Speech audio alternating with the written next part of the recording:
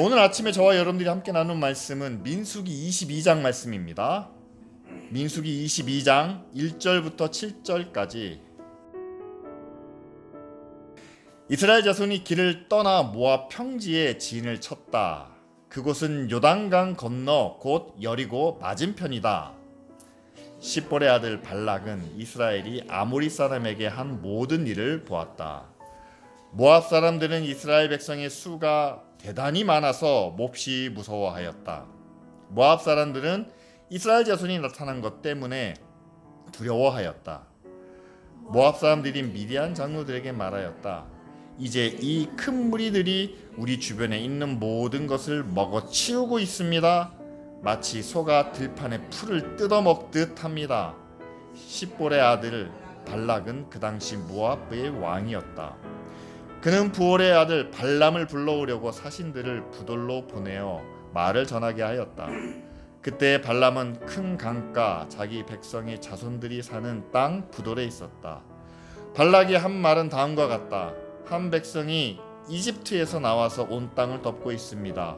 드디어 바로 나의 맞은편에까지 와서 자리 잡았습니다. 이제 오셔서 나를 보아서 이 백성을 저주하여 주시기를 바랍니다. 그들은 너무 강해서 나로서는 도저히 감당할 수 없습니다. 그렇게만 해주신다면 나는 그들을 쳐부수어서 이 땅에서 쫓아낼 수 있을 것입니다. 그대가 복을 비는 이는 복을 받고 그대가 저주하는 이는 저주를 받는다는 것을 나는 알고 있습니다. 다 같이 있습니다. 모압 장로들과 미디안 장로들은 길을 떠났다. 그들은 복채를 가지고 갔다. 발람에게 이르렀을 때에 그들은 발락이 자기들에게 한 말을 전하였다. 아멘.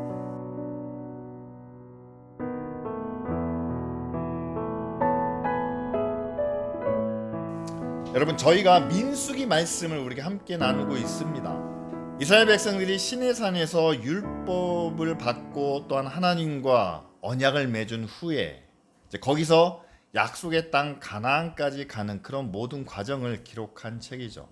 따라서 민수기의 주인공은 누굽니까? 모세도 아니고 아론도 아닙니다. 이스라엘 백성이에요. 이스라엘 백성이 하나님과 어떻게 그 광야의 땅을 지나가는지.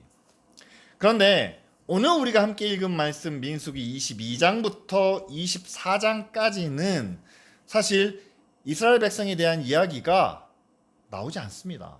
그들이 언급되기는 하지만 이건 이스라엘 백성의 이야기가 아니라 모압 백성, 다시 말하면 오늘 말씀 가운데 나오는 발락과 발람에 대한 이야기를 기록하고 있다는 사실이죠.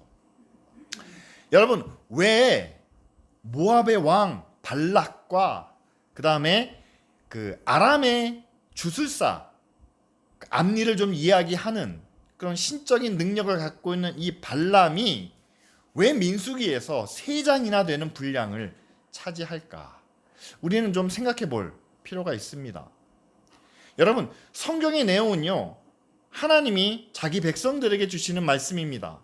따라서 옛날에 이스라엘 너희 조상들이 이렇게 광야의 땅을 지나갔다라는 내용 중에 모압의 왕 발락이 아람의 주술사 발람을 통해서 이런 일을 했다라는 사실이 뭐가 그렇게 중요했을까?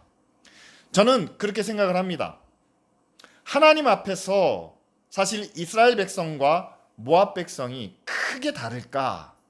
하나님의 택하심을 받은 이스라엘이 좀 나은 면이 있겠지만, 그러나 모압도 하나님이 롯의 자손을 통해서 세우신 백성이라는 거죠. 그런데 그들 가운데 나타나는, 오늘 말씀에 나타나는 일들이 나중에 이스라엘 백성 가운데서도 나타난다라는 사실입니다. 따라서 여러분, 발락이 이렇게 했어요, 발람이 이렇게 했습니다, 그들은 이방인이니까 그렇게 행한 것이다 라고 규정하기보다, 자, 모압과 아람 백성들 가운데 나타난 그런 일들이 나중에 이스라엘 백성들 가운데서도 똑같이 반복되고 있다라는 관점으로, 과연 오늘 말씀 가운데 나타난 발락과 발람, 이름도 비슷해요. 이들이 과연 하나님 앞에서 하나님과 어떤 관계를, 또한 하나님 앞에서 이들은 어떤 모습을 보이고 있는지에 대해서 함께 말씀을 나누려고 합니다. 그 중에서 오늘은 모압의 왕인 발락에 대해서 우리가 함께 생각해 보려고 해요. 자, 우리가 함께 읽은 말씀을 보면은요, 이 모압의 왕인 발락이 이스라엘을 굉장히 두려워하고 있다. 자, 오늘 말씀에 3절과 4절에 보면은 그런 거예요. 굉장히 두려운 마음으로 이스라엘을 바라보고 있습니다. 왜냐하면 그들이 모압 평지에 오기 전까지 그들이 아모리 사람들을 만나서 큰 전쟁을 벌이게 되었는데요. 아모리 사람의 시온 왕을 완전히 처참하게 무너뜨리고 그들을 정복했다라는 사실이죠. 그런데 그에 대한 두려움이 얼마나 컸는지 우리가 함께 읽은 말씀에 보면 이렇게 이야기합니다. 모압 사람들이 첫째, 이스라엘 백성 수가 대단히 많습니다. 그래서 몹시 두렵습니다. 4절에 보면 그런데 그들이 큰 무리가 우리 주변에 와서 우리 주변에 있는 모든 것들을 먹어치우고 있습니다. 마치 소가 들판에 풀을 뜯어먹는 것처럼 완전히 황폐화시키고 있습니다. 라는 그런 두려움을 표현하고 있죠.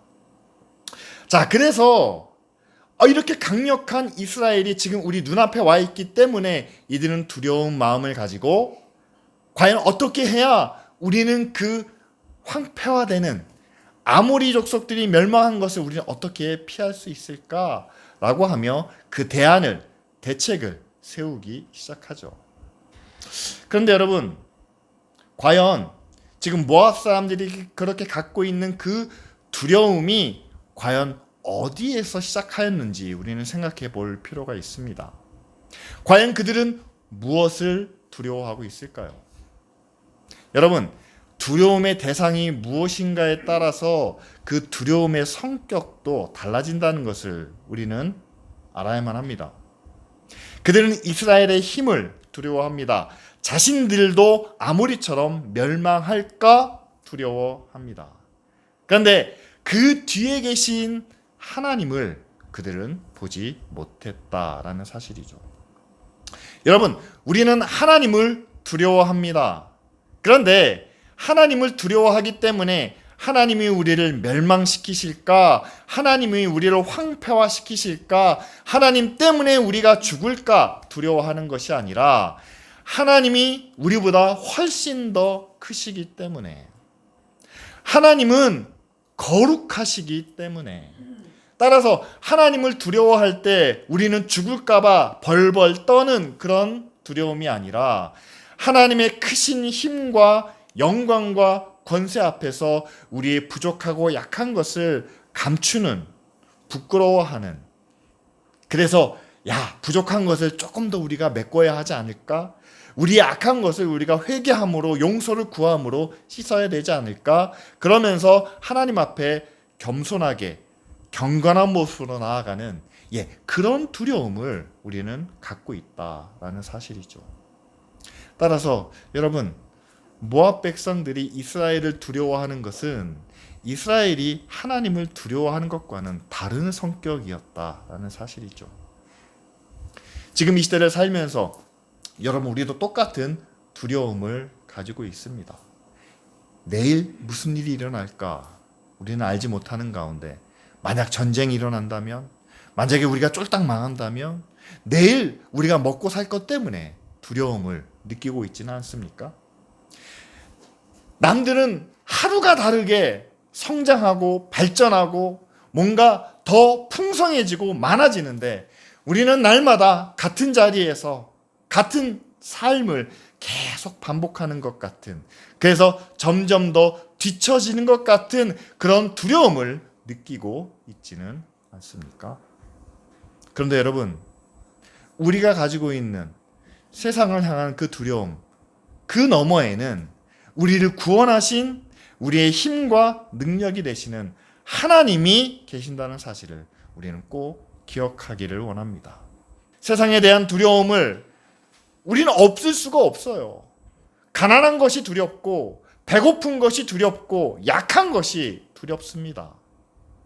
그러나 그 두려움 이면에는 우리 하나님이 계신다는 사실, 거룩하신 하나님, 전지전능하신 하나님, 세상의 모든 것을 다스리시며 마지막 날 심판을 준비하고 계시는 그 하나님 앞에, 여러분, 우리가 가지고 있는 두려움은요, 세상 것에 대한 것보다는 하나님 앞에서에 대한 두려움으로 우리가 조금 더 변화되고 성장하고 또한 새로워지기를 원합니다.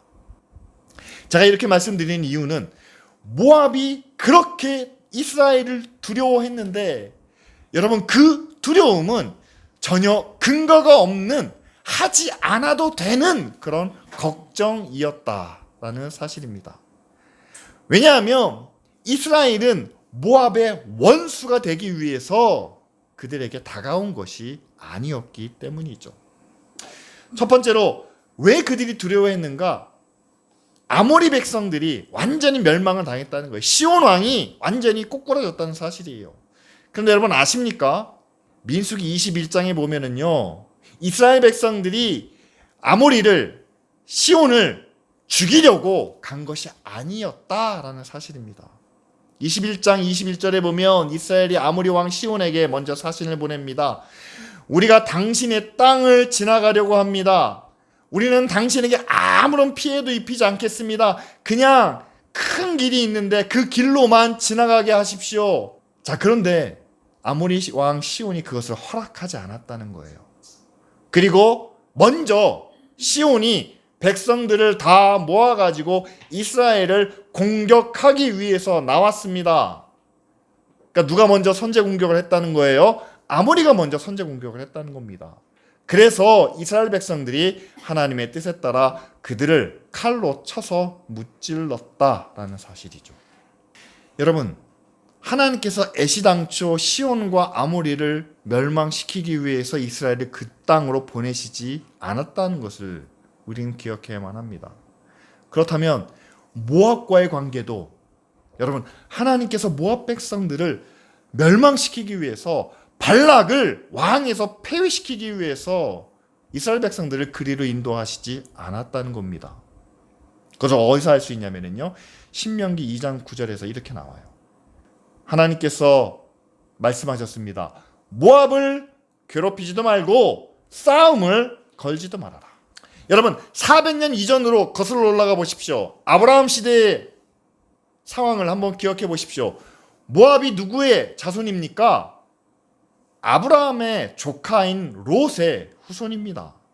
따라서 하나님께서 말씀하시는 겁니다. 그 땅은, 롯은 소돔과 고모라가 있는 요단강 동편을 선택했죠. 그것을 아브라함도 인정하고 하나님도 인정하셨습니다. 그래서 롯의 자손에게 유산으로 준 땅이기 때문에 너희는 그들과 전쟁하지도 또한 그들을 괴롭히지도 말아라. 이것이 하나님의 계획이었다라는 사실이죠. 자, 그렇다면요, 지금 모압 왕 발락이 이스라엘을 두려워하여 저들이 우리 땅까지 쳐들어와서 소가 풀을 뜯어먹듯이 우리를 멸망시킬까, 우리를 황폐화시킬까 두려워해서 미디안 장로들과 함께 저 아람에 있는 용한 점장이 주술사를 찾아가 이스라엘을 저주해 주십시오라고 요청하는 이 계획이, 여러분, 얼마나 헛되고 얼마나 잘못된 것인가 우리는 알 수 있겠죠. 저는 그래서 왜 발락이 이렇게 이런 잘못된 계획을 세웠을까? 그것은 바로 이스라엘에 대한 두려움 때문에 이스라엘을 적으로, 원수로 보았기 때문이다 라고 생각합니다. 우리도 살면서 두려울 때가 있습니다. 뿐만 아니라 우리도 살면서 원수 맺는, 적으로 삼는 그런 사람들이 있습니다. 근데 한번 생각해 보세요. 우리가 언제 두려워합니까? 만약 우리가 정말 하나님의 은혜 안에서 또 하나님을 온전히 신뢰하는 가운데 어떤 일을 만나도 하나님이 지켜주실 거다라는 그런 믿음이 우리 마음 가운데 풍성하다면요, 여러분 웬만한 일을 만나서 그렇게 당황하거나 힘들어하지 않을 수 있습니다. 그리고 주변에서 누가 괴롭히더라도 그냥 웃으면서 그래 그럴 수도 있지 라고 넘어갈 수도 있겠죠. 하지만 정말 그런 은혜가 우리 마음 가운데서 점점 더 작아지고 또한 하나님을 향한 온전한 믿음과 신뢰가 희미해질 때, 다시 말하면 우리 자신의 힘이 왠지 충분하지 않은 것 같고 세상에 누군가가 우리를 공격한다면 우리가 누구로부터 피해를 입는다면 그것 때문에 내가 꼬꾸라질 것 같고 죽을 것 같다라는 그런 두려움이 찾아왔을 때 우리는 우리를 공격할 수 있는 그런 가능성이 있는 상대를 우리는 적으로 놓고 원수로 놓고 그들과 맞서 싸우기 위한 그런 준비를 하게 된다는 것을 우리 자신을 통해서 우리 스스로를 통해서 생각할 수 있습니다.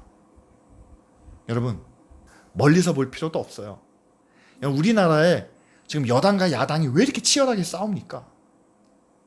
뭐 이념 논쟁이다, 서로 주장하는 게 다르다. 아니요, 다른 게 아니에요. 서로가 서로에 대한 두려움 때문입니다. 우리가 저들에게 지면 우리는 완전히 망하는 거야, 우리는 끝장나는 거야. 그들의 주장 가운데 그런 이야기가 있습니다. 우리가 정치를 하는 이유는 이 나라를 위해서 서로 다른 주장과 다른 의견을 가지고 함께 타협해서 더 좋은 방법과 길을 찾아가기 위해서 여러분 그들에게 우리가 권리를 준 것 아닙니까? 그런데 서로 싸우다가 우리가 죽을지 모른다, 망할지 모른다, 이런 주장만 하고 있다라는 사실이죠. 이스라엘과 팔레스타인도 역시 마찬가지입니다. 만약에 어느 한쪽이 그들이 우리를 공격해오고 우리를 침입할지라도 우리는 막아낼 수 있다, 우리는 죽지 않는다, 우리는 괜찮다라는 그 힘에 대한 담대함이, 용기가 있다면 여러분 그렇게 치열하게 서로 물고 뜯으며 싸우지는 않겠죠. 저는 여러분 세상적인 상황에서는요 서로가 서로에 대한 두려움을 없어질 수가 없습니다. 그런데 저는 교회만큼은 세상을 향하여, 믿는 우리만큼은 믿지 않는 사람들을 향하여 그들을 원수로 여기거나 적으로 여기지 않아야 한다라고 생각합니다. 믿는 우리만큼은 하나님의 자녀가 되고 또한 그 하나님이 우리의 아버지이시기 때문에 하나님의 힘이 우리를 보호하시고 우리를 지켜주시기 때문에 세상이 아무리 우리를 공격해와도 우리는 죽지 않는다, 우리는 망하지 않는다.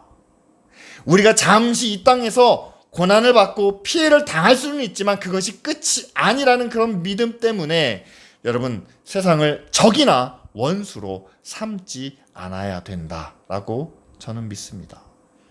왜냐하면 예수님이 그렇게 사셨기 때문이죠. 우리와 다른 주장을 또는 우리와 조금 다른 믿음을 가지고 있다고 해서 그들은 이제 우리의 적이야, 우리의 원수야 라고 말하는 그런 흑백 논리에서 우리가 조금 벗어나야 되지 않을까요?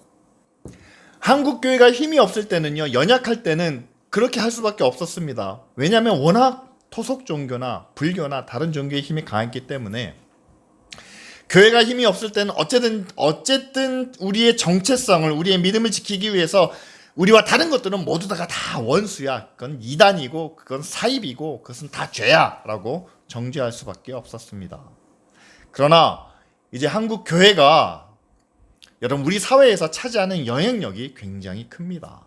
뿐만 아니라 하나님의 약속에 따라서 우리에게 주신 은혜와 권세와 축복이 여러분 세상 그 어디와 비교해도 부족하거나 모자르지 않습니다.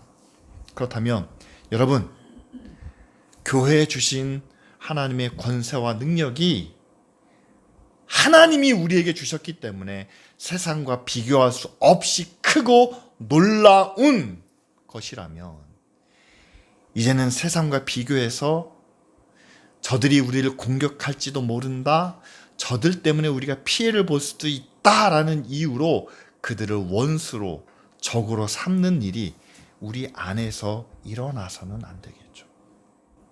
모압이 자기보다 월등히 강한 이스라엘을 보고 원수로 삼아서 그들을 저주하기 위해서 계획했던 그 계획이 정말 어리석고 말도 안 되는 그런 계획이었던 것처럼, 교회가 세상을 향해서, 교회가 다른 종교를 향해서, 교회가 사입이나 이단을 향해서 너는 원수야, 너는 적이야, 너는 없어져야 돼, 사라져야 돼 라고 말하는 것은, 여러분, 발락이 저지른 것과 같은 똑같은 실수를, 똑같은 잘못을 지금의 교회가 반복하고 있다는 사실을 꼭 기억해 주시기 바랍니다.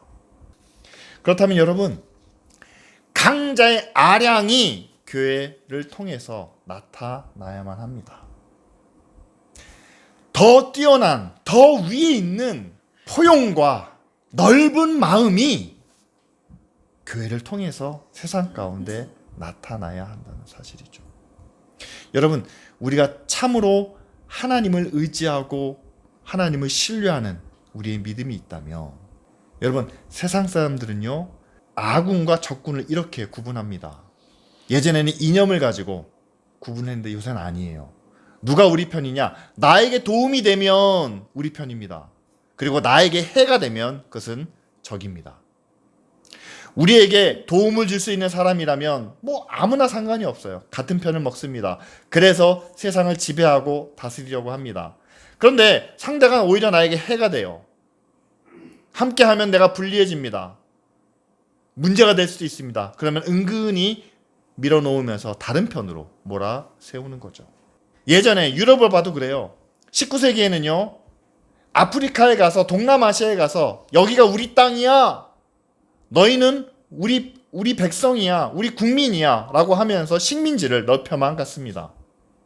근데 지금에 와서는요, 그 땅을 다 포기해야만 하고 이제는 예전 아프리카 동남아시아에 있는 그 국민들이 자기 나라로 난민으로, 또한 이주 노동자로 왔을 때 이제는 오히려 반대로 이야기합니다.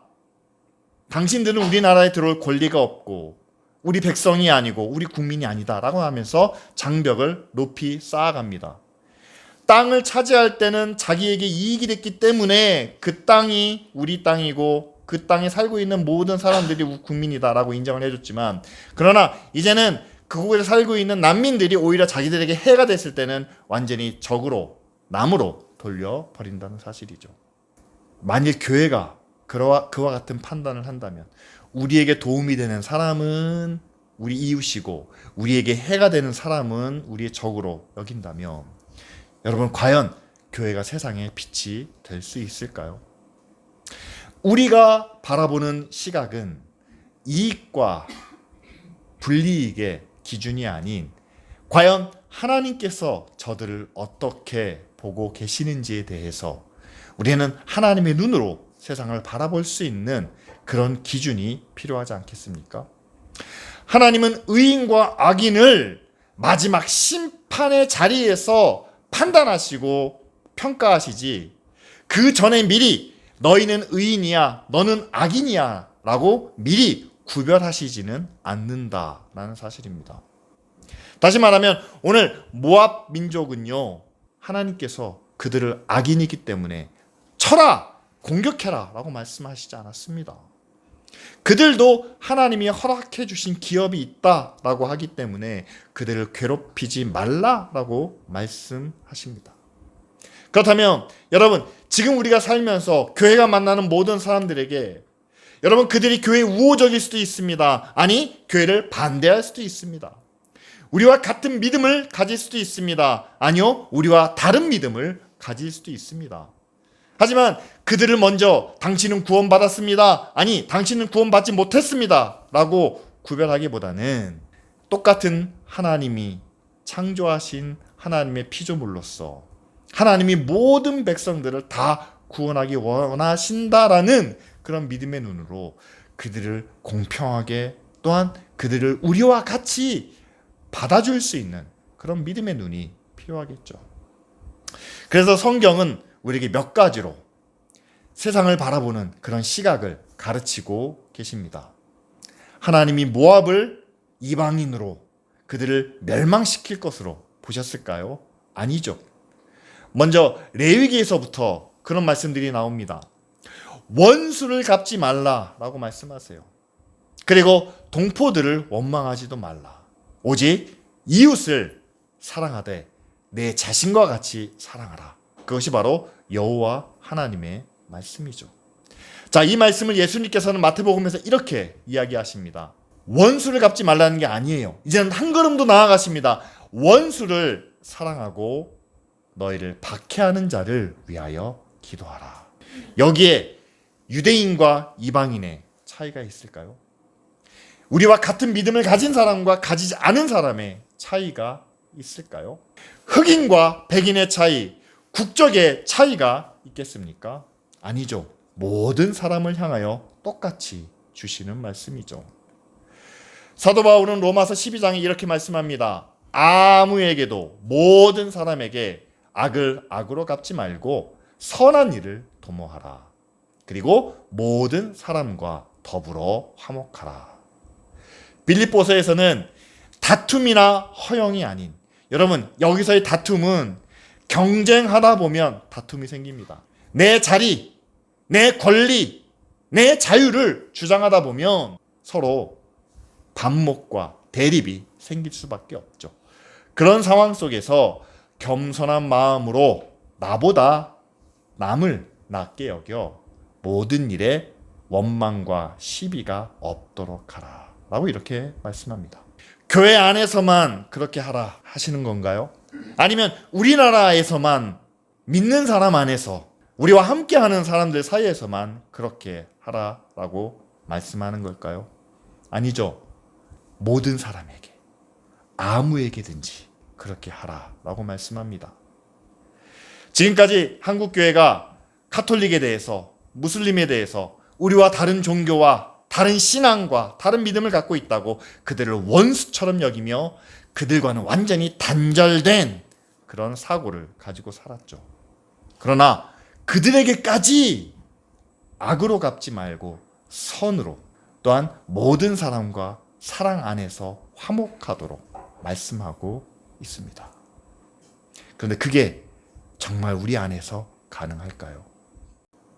하나님이 우리에게 주신 능력과 힘이, 그리고 하나님이 허락하신 그 구원의 약속이 우리 안에 가득하다면, 다시 말하면 하나님이 우리와 함께 하신다는 그 능력이 크면 클수록 우리는 모든 사람과 함께 화평하고 화목하고 그들을 적으로, 원수로 삼지 않을 수 있는 그런 강자의 아량을 나타낼 수 있습니다.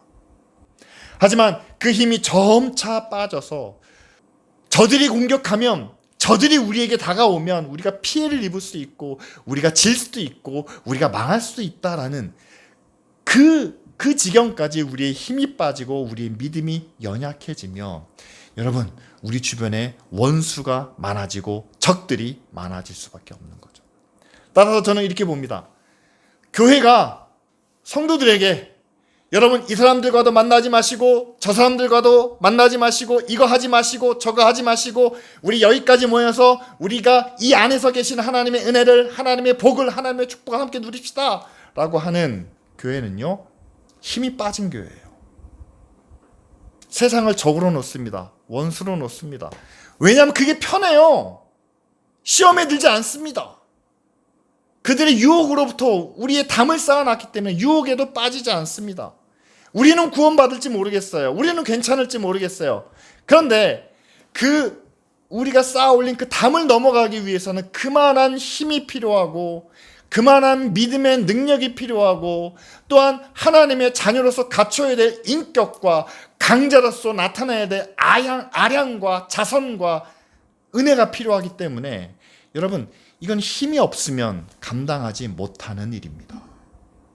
따라서 한국 교회가 이슬람도 적이라고 그러고 카톨릭도 적이라고 그러고 믿지 않는 사람도 적이라고 그러고 사이비 이단도 적이라고 한다는, 이렇게 적을 자꾸만 늘려가는 문제는 교회가 세상을 두려워하고 있기 때문이 아닌가. 하나님이 우리에게 주시는 그런 힘과 권세와 능력을 점점 상실해 가는 것이 아닌가, 저는 그렇게 생각합니다. 적을 많이 만들어 놓고 있으면서 자기들이 강한 줄 알아요. 자기들이 센 척합니다. 아니요, 저는 정반대라고 봅니다.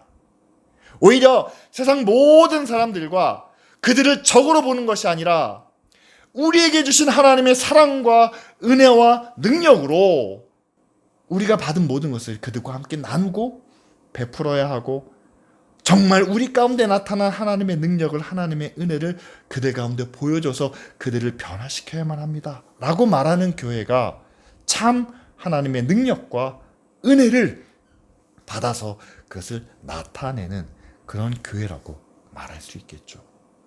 발락은 두려웠습니다. 그래서 이스라엘을 저주할 수밖에 없었죠.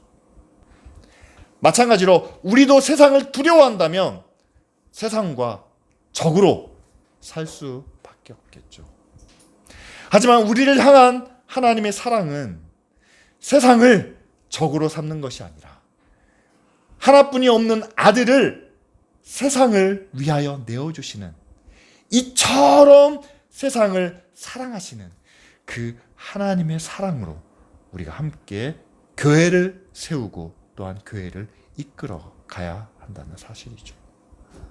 그렇다면 지금 우리가 하나님께 구해야 하는 그 힘과 능력은 무엇일까요? 세상과 싸워 이기는 힘을 주시옵소서. 저들을 물리쳐서 저들을 정복하고 저들을 멸망시킬 수 있는 힘과 능력을 주시옵소서. 그것은 하나님께 구하는 것이 아니라 발락이 발람에게 구하는 힘과 능력이죠. 하나님은 지금 우리에게 이런 능력을 약속해 주고 계십니다. 지금 눈앞에 있는 상대를 보지 않고 그들을 만드시고 그들을 위하여 구원의 계획을 세우시는 하나님을 바라보게 하시는 거죠.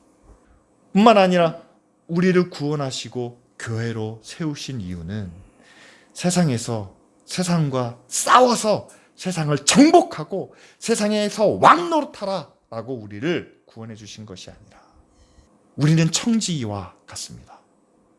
하나님께서 우리에게 의와 진리와 하나님의 구원의 복음을 맡겨 주셨습니다.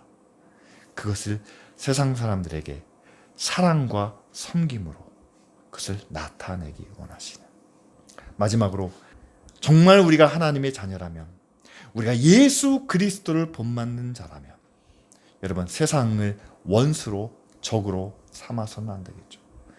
예수님이 그 누구를 원수로 적으로 삼으셨습니까?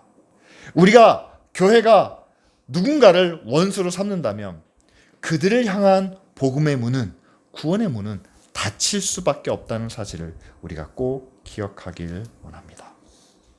정말 우리가 발락이 가졌던 그 두려움이 아닌, 세상에 대한 두려움이 아닌 하나님을 바라보며 우리가 경험할 수 있는 그런 두려운 마음을 가지고 우리가 그 하나님을 의지하여 하나님이 주시는 그 힘과 권세로 세상의 모든 적들을 다 하나님 앞에 무릎 꿇게 하는 그런 역사가 우리 가운데 나타날 수 있기를 원합니다. 세상 사람들이 어디에 무릎을 꿇겠습니까? 교회의 힘이, 교회의 권세가, 교회의 능력이 세상을 과연 굴복시킬 수 있다고 생각하십니까? 세상이 무릎 꿇는 것은 오직 예수 그리스도 앞에 그들은 무릎 꿇을 수밖에 없습니다. 그런데 그 예수 그리스도는 세상을 위하여 고난을 당하시고 십자가에 죽으셨다는 사실을 기억해야 되겠죠. 세상이 하나님 앞에 무릎 꿇는 것을 보기 위해서는요, 이제는 교회가 주님처럼 그 십자가를 지고 함께 고난을 또한 희생을 통해서 섬기며 그들의 구원을 위해서 기도하는 길뿐이라고 생각합니다. 여러분, 이 시간 우리가 함께 기도하기를 원합니다. 하나님을 두려워하는 가운데 하나님의 주시는 힘과 능력으로 세상을 적으로 삼는 것이 아니라 세상을 향한 하나님의 사랑을, 또한 그들을 향한 아량을 나타내는 교회가 되게 하여 주시옵소서. 그래서 세상을 두려워하는 교회가 되지 않게 하시고 세상을 하나님의 은혜로 변화시키며 그들을 사랑으로 섬김으로 구원의 길로 인도하는 교회가 되게 하옵소서. 이 시간 다 같이 함께 통성으로 기도드리겠습니다.